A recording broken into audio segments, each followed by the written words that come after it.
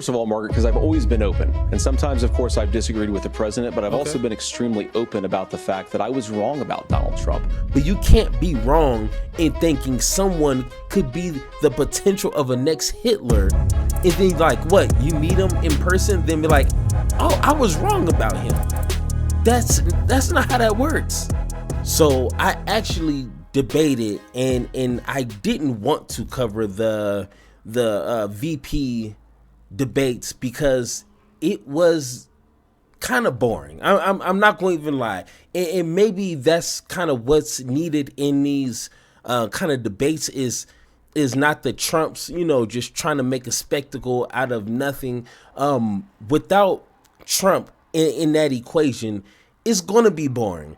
But it was some useful insights and a way to kind of more magnify what the Republican Party and even the Democratic Party, kind of what they're lacking in when it comes to details and policy from the Democrats, and when it comes to the lack of policy and what the fear-mongering tactics of the Republican Party. And once again, no one really cares about the vice president. I mean, until Joe Biden stepped down, then that actually became a pretty decent topic.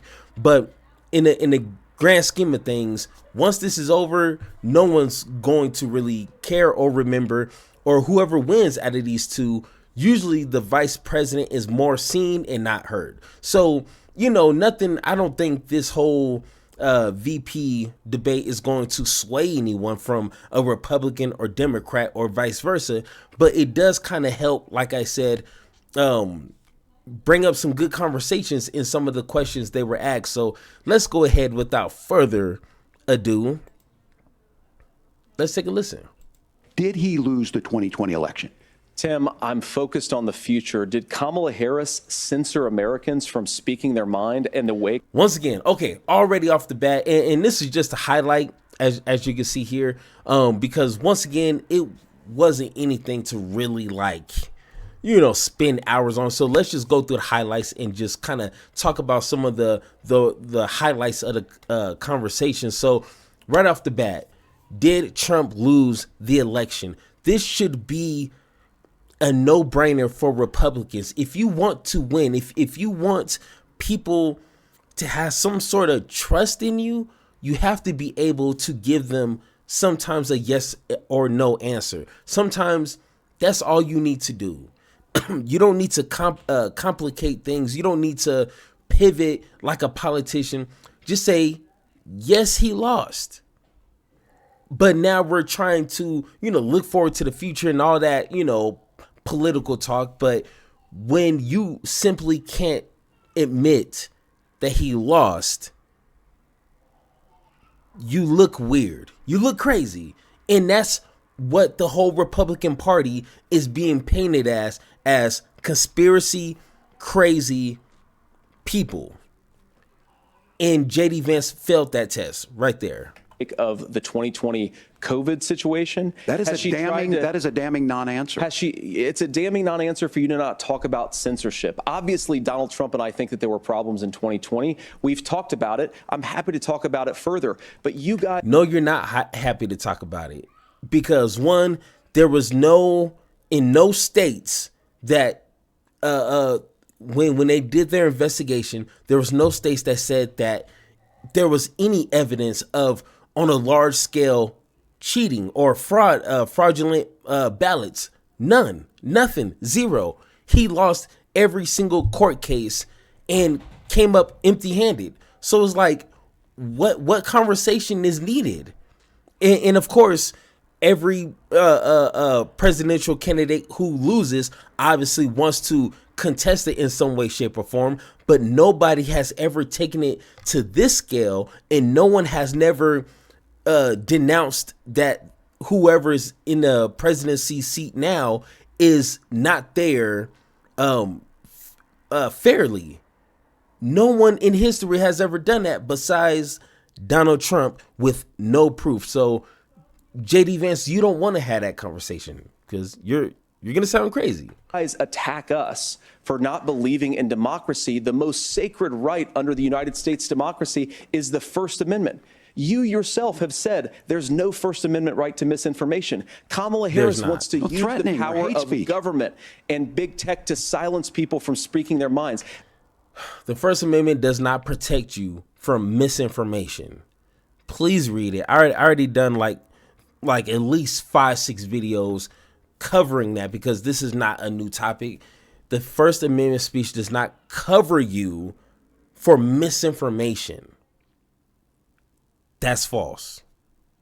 That is a threat to democracy that will long outlive this present political moment. I would like Democrats and Republicans to both reject censorship. Let's persuade one another. Let's argue about ideas, and then let's come together. You can't argue about ideas if you're constantly lying, and your lying is covering your lies. So you lie even more, and then your lies are lying for your lies. You can't conversate with people like that. Trust me, I have tried, and it's frustrating, and it leads to nothing. So sorry, JD. Afterwards, you can't yell fire in a crowded theater. That's the test. That's the Supreme Court test. Tim, fire in a crowded theater. You guys wanted to kick people off of Facebook for saying that toddlers shouldn't wear masks. Senator, the governor does have the floor. Fire in a crowded theater. That is criticizing the policies of the government, which is the right of every American. Senator, the governor does have the floor for 1 minute to respond to you. Yeah. Well, I don't run Facebook. Simple. Facebook, Twitter, or X, whatever you want to call it, Instagram, TikTok, Threads, whatever social media platforms that, or even YouTube. You cannot say what you want and then think that the First Amendment is going to protect you. These are private companies. They can make up whatever rules that they want. If they say that you have to, only make content regarding, whatever topics they want, if they make these rules, you have the free choice to participate on that platform, but you can't say the government needs to make you do X, Y, and Z. Once again, it's kind of weird that the Republicans are always saying we need little to no government, but then they want the government and the Constitution to demand things from companies. It's a little weird how they want that. But we can't demand the government to take care of its people when it comes to education, wages, and healthcare. It's a little weird. Like, they got things backwards. But once again, these are private companies. You're not forced to participate. You don't have to be on Twitter. You don't have to. You don't have to be on Facebook. You can create your own one like they did. But you don't have to do anything on these platforms. I do know is I see a candidate out Come there on now. who refused, and now again, and this, I'm pretty shocked by this. He lost the election. This is not a debate. If you become vice president, why should Americans trust that you will give Donald Trump the advice he needs to hear and not just the advice he wants to hear? Well, first of all, Margaret, because I've always been open. And sometimes, of course, I've disagreed with the president, but I've also been extremely open about the fact that I was wrong about Donald Trump.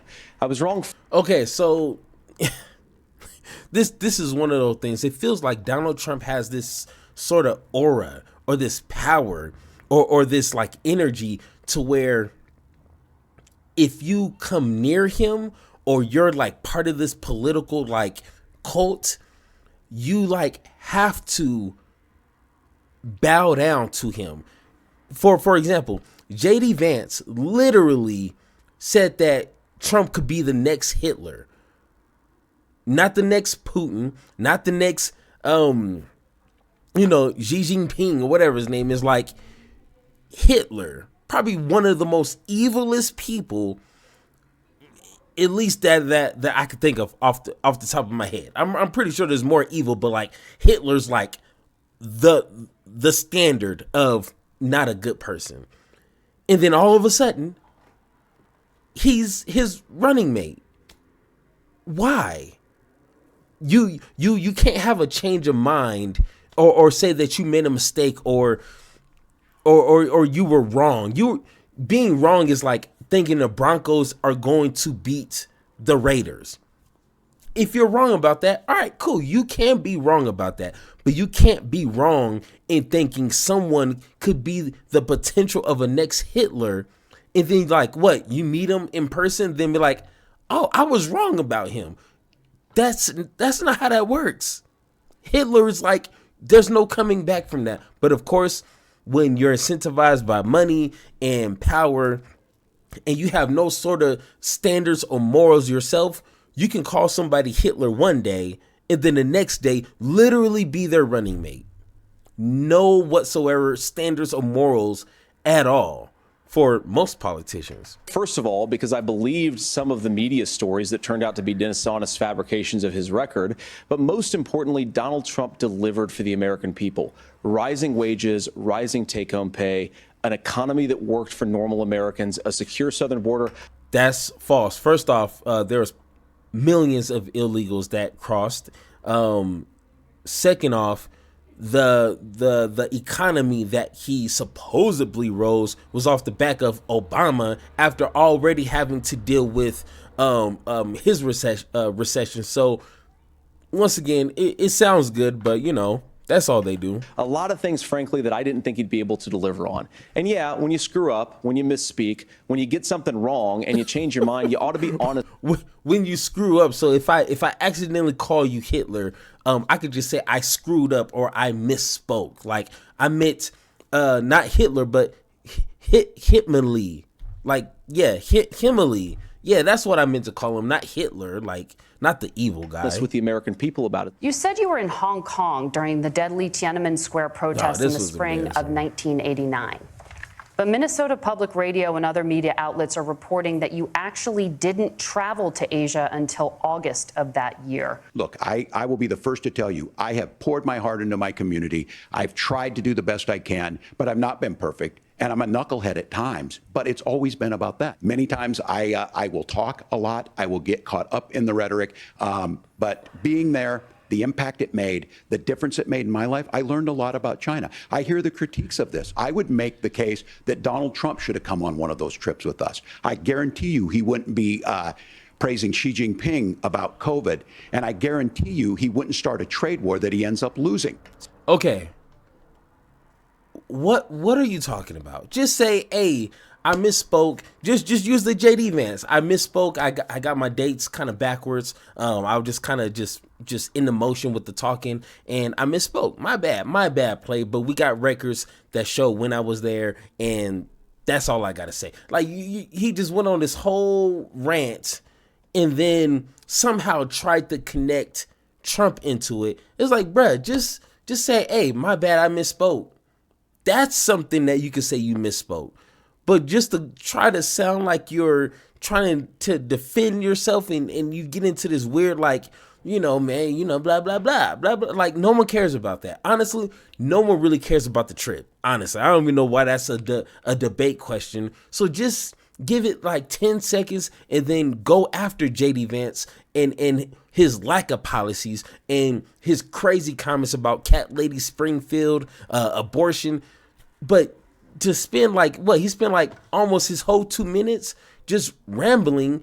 But then the moderator said, hey, you didn't answer my question. And then he had to go back. It's like, bruh, just say I misspoke and move on. Honestly, no one cares about when you was in China. Trust me, no one cares. So first of all, Margaret, before we talk about deportations, we have to stop the bleeding. We have a historic immigration crisis because Kamala Harris started and said that she wanted to undo all of Donald Trump's border policies. Kamala Harris was the Attorney General of the largest state and a border state in California. She's the only person in this race who prosecuted transnational gangs for human trafficking and drug interventions. But look, we all want to solve this. Most of us want to solve this. That's why we had the fairest and the toughest bill on immigration that this nation's seen. But as soon as I was getting ready to pass and actually tackle this, Donald Trump said no, told them to vote against it because it gives him a campaign issue. It gives him what would Donald Trump talk about if we actually did some of these things? Now, first off, that should have been something everybody should continue to talk about. Every time Republicans say something or anything about illegal migrants or something about a border wall or something about, fentanyl coming, through, illegal ways, even though a lot of the drugs come through legal ports of entry. But, just for the sake of argument, every time they even seem like they're going to say something about illegal immigrants, tell them, then why didn't the Republican Party assist the Democratic Party in fulfilling that bill? Why? Why did Trump tell his cult members to not vote for the bill? Why? And do not let them off the hook. Whatever his name is, Waltz should have said, I want an answer. Why did Trump tell them to say no? Since you're so impelled to continue to talk about this border crisis that we have, why didn't they pass the bill? I want to know why. Nothing else. Don't tell me nothing. I don't want to hear nothing else.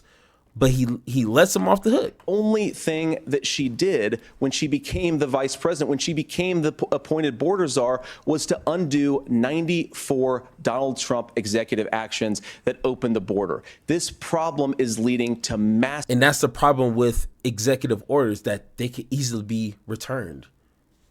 So, I mean, once again, that's the problem with not going through the proper channels to get things like this implemented. But when you do executive orders, guess what? The next president just can easily undo it. So that's only Trump's fault. Massive problems in the United States of America. We could come together and solve this if we didn't let Donald Trump continue to make it an issue. And the consequences in Springfield were the governor had to send state law enforcement to escort kindergartners to school. I believe Senator Vance wants to solve this, but by standing with Donald Trump and not working together to find a solution, it becomes a talking point. And when it becomes a talking point like this, we dehumanize and villainize other human beings. Okay, first off, he is right. When Republicans use immigrants, marginalized people, black and brown folks as a scapegoat to avoid pointing out or highlighting or spotlighting the actual issues, then of course you put people like us and immigrants in harm's way, because now you're shifting the blame to people. And when people feel like their livelihoods are threatened, then they want to take action. So, I mean, that's not rocket science. That's just kind of common sense, right? But that's also for the Democratic Party. I mean, how many times have they been in office?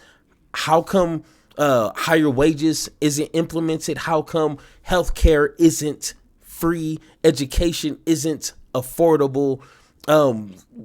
Why? Do something.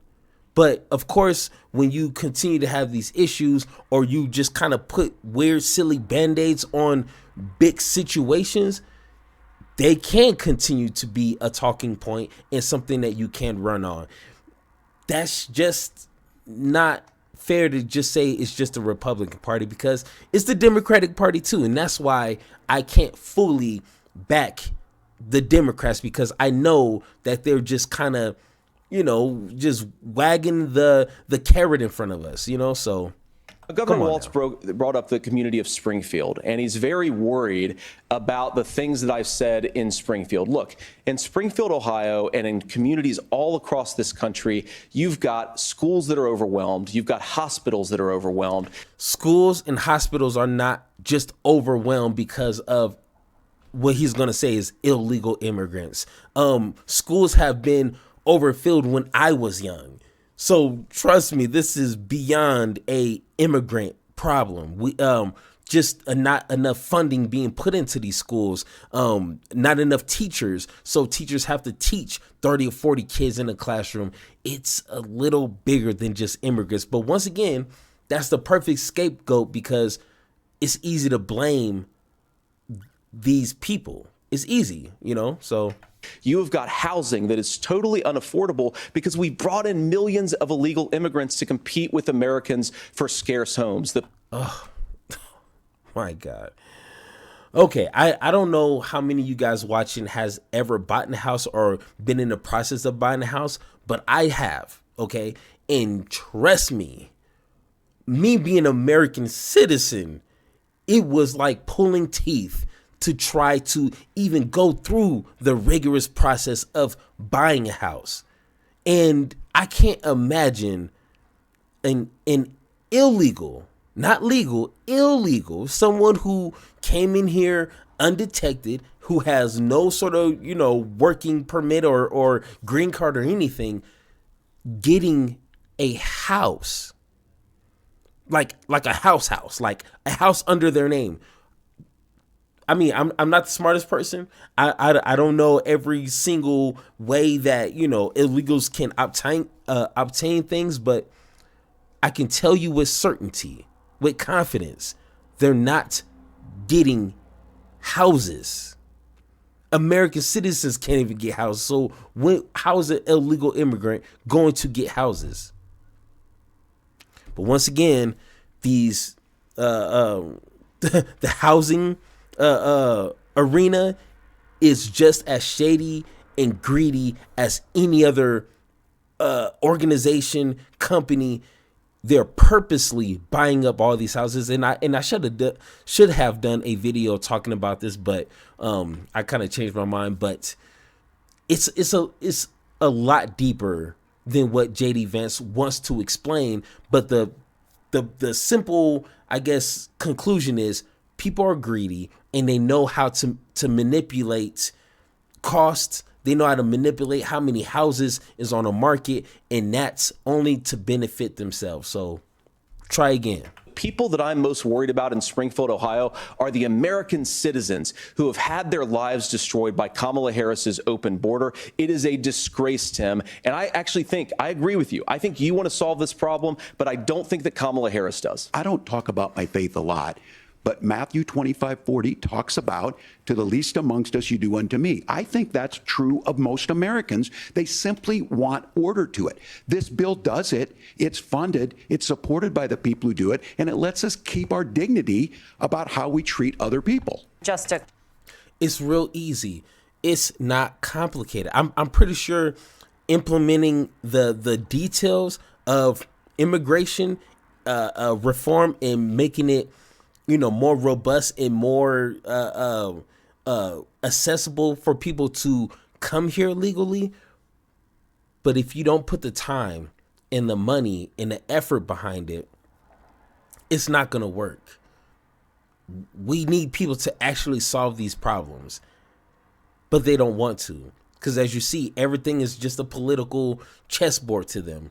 And they don't understand they're dealing with real people and real people's lives. So come on now. Clarifies for our viewers, Springfield, Ohio does have a large number of Haitian migrants who have legal status, right. Temporary protected status. Well, Nora? Legal is different from illegal. Okay, like legal, illegal, legal, illegal. Those are two different things. But thank you, Senator. We have so much to get to. Margaret, I think it's important because we're going to turn out of the economy. Thank you. Margaret, the rules were that you guys weren't going to fact check, and since you're fact checking me, I think it's important to say what's actually going on. So there's an application called the CBP One app, where you can go on as an illegal migrant, apply for asylum or apply for parole, and be granted legal status at the way. What are you talking about? You literally just explained the legal process on how illegal immigrants can seek asylum, and especially for Haitians, it's a different process that they went through due to the situations going on in Haiti. Like they are literally fleeing for their lives. Okay, so they went through the proper way to get legal status, and you're complaining? Why? Why?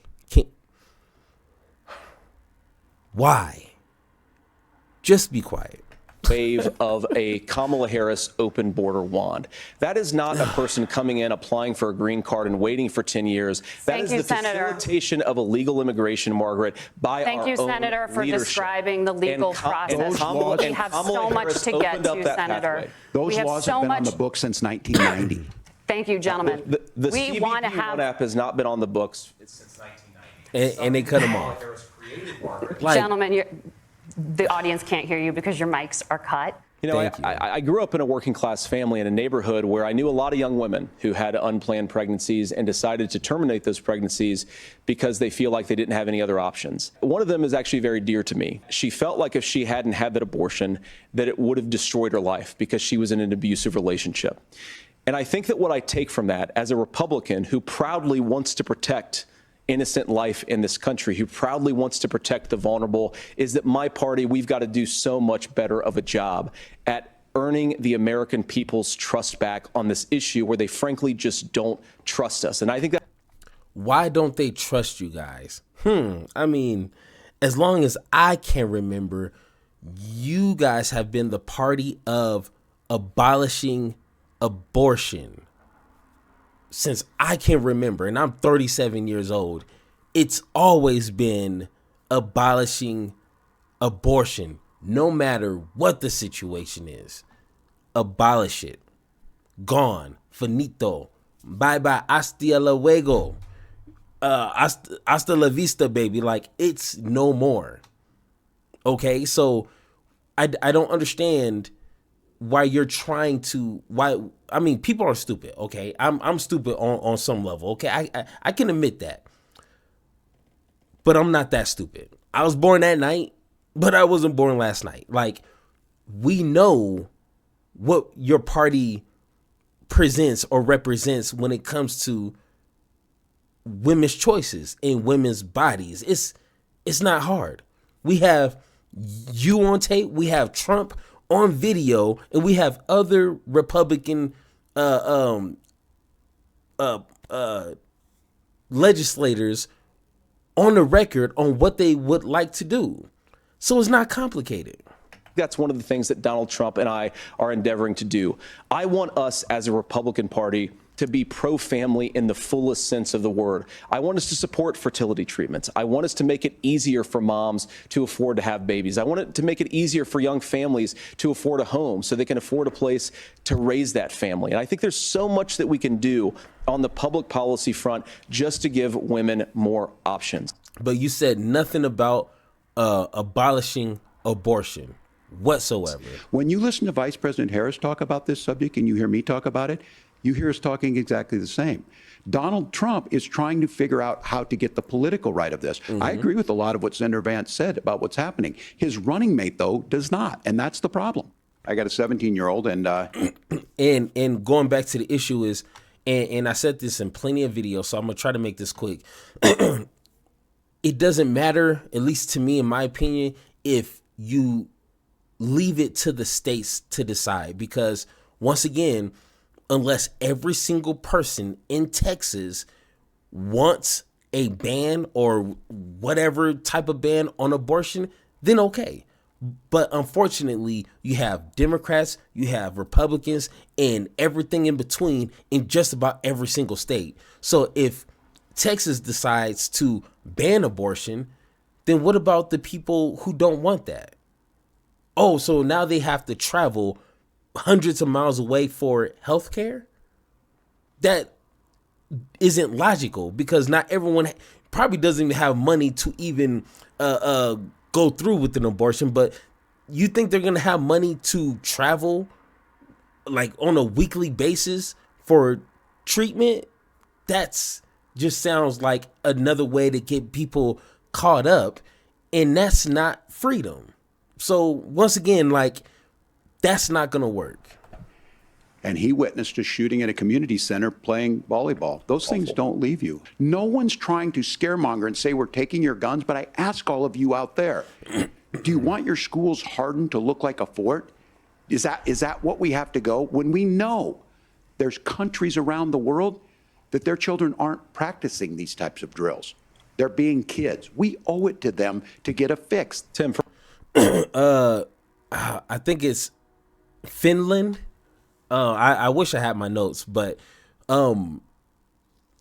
shoot, just if I misquote this, I'm sorry, but I believe it's either Finland or Switzerland, where they have more guns per capita than us, and they're not even in the double digits when it comes to mass shootings.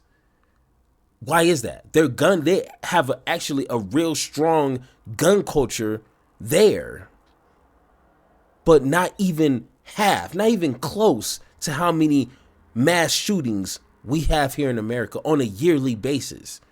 So it's difference in policies, and they actually have a lot of, hurdles when it comes to purchasing a gun that we don't even have. And it's simple and it's easy. But once again, when you're paid by the NRA, when you're paid by all these other organizations that benefit from the purchases of guns, why would we ever try to solve the problem? Once again, we're just going to scapegoat to mental health, scapegoat to they're just trying to take our rights away, just nonsense so they could continue to get paid. So once again, thank you, money. First of all, I didn't know that your 17-year-old witnessed a shooting. And I'm sorry about that, and I hope that he's doing okay. Christ have mercy. It is awful. We unfortunately have a mental health crisis in this country that I really do think that we need to get to the root causes of, because I don't think it's the whole reason why we have such a bad gun violence problem, but I do think it's a big piece of it. Just because you have a mental health issue doesn't mean you're violent. And I think what we end up doing is we start looking for a scapegoat. Sometimes it just is the guns. Governor, you say trust the experts. But those same experts for 40 years said that if we shipped our manufacturing base off to China, we'd get cheaper goods. They lied about that. They said if we shipped our industrial base off to other countries, to Mexico and elsewhere, it would make the middle class stronger. Okay, first off, I'm not no economic major, professor, whatever you want to call it. But once again, money talks. These companies, and Mark Cuban, he said it in one of his interviews. He said it plain and simple. Companies are going to do what's in their best interest. So if it's sending jobs to Mexico or wherever else, they're going to do that. Tariffs or no tariffs. They do not care. If they can make money, they're going to do that. So once again, that's a great product or byproduct of capitalism. There you go. This is the system that people want to try to thrive in. Well, guess what? You got to take the good with the bad. And if these monies or if these companies can make more money by shipping jobs overseas due to maybe technology or resources, whatever the case is, they're going to do that. They do not care if it's going to cost American jobs. Money is money, and that's all that they're there for, is to make profits. So once again, if this is the system, the capital system that you guys want to work in, then this is the hill you're going to have to die on, essentially. They were wrong about that. They were wrong about the idea that if we made America less self-reliant, less productive in our own nation, that it would somehow make us better off, and they were wrong about it. And for the first time in a generation, Donald Trump had the wisdom and the courage to say to that bipartisan consensus, we're not doing it anymore. Much of what the senator said right there, I'm in agreement with him on this. I watched it happen too. I watched it to my communities, and we talked about that. We're in agreement that we bring those home. The issue is Donald Trump is talking about it. Kamala Harris has a record, 250,000 more manufacturing jobs just out of the IRA. May I respond to that? Yes. So appreciate that. So if you notice, what Governor Walz just did is he said, first of all, Donald Trump has to listen to the experts. And then when he acknowledged that the experts screwed up, he said, well, Donald Trump didn't do nearly as good of a job as the statistics show that he did. So what Tim Walz is doing, and I honestly, Tim, I think you got a tough job here, because you've got to play whack-a-mole. You've got to pretend that Donald Trump didn't deliver rising take-home pay, which of course he did. You've got to pretend that Donald Trump didn't deliver lower inflation, which of course he did. And then you simultaneously got... Actually, he did it once again. And I have all the charts. I've been kind of looking this up for the past maybe 3 days. And I'm going to make a Discord to where I can make all this, kind of just public with you guys. But most of that stimulus, that growth in the economy, the inflation, the wages, that was already increasing or at least lowering when it comes to inflation, or the GDP increasing. That started towards the end term of Obama into Trump's office. And you can see a year before the pandemic that it started to go down. GDP started to go down. Inflation started to increase. So I don't understand why everyone keeps saying that Trump is the reason why the economy was, I guess, quote unquote, better for people. So once again, the numbers don't lie. Got to defend Kamala Harris's atrocious economic record, which has made gas, groceries, and housing unaffordable for American citizens. Did he? And once again, you can't blame that just solely on the president, because once again, these companies do price gouge and do a lot of other various things, but they all do that for the sake of profit. So no president, Republican or Democrat, has a magic wand to fix anything if most of these decisions are made at the hands of these corporations. That's why we need some sort of boundaries or regulations for these companies to not continue to do that. But if we just let these companies do what they want to do, you can't blame Kamala. You can't blame Joe Biden or Trump or anyone. It's these companies that have the free range, no boundaries to do what they want. So that's pretty much it. So once again, no one's going to care about this debate with elections being like, what, 30-ish something days. It's not going to sway any voters. To me, J.D. Vance, the only thing he needed to do was not sound crazy. And I felt like Waltz was kind of playing too nice. I think he needed to make people remember that J.D. Vance is a weirdo and Trump is a bigger weirdo. Like, that was his only job, but he played it too nice. So, but once again, no one's really going to care. So if you guys have any disagreements or any issues with what I said in this video, like always, let me know in the comments down below. And like always, let's have that conversation.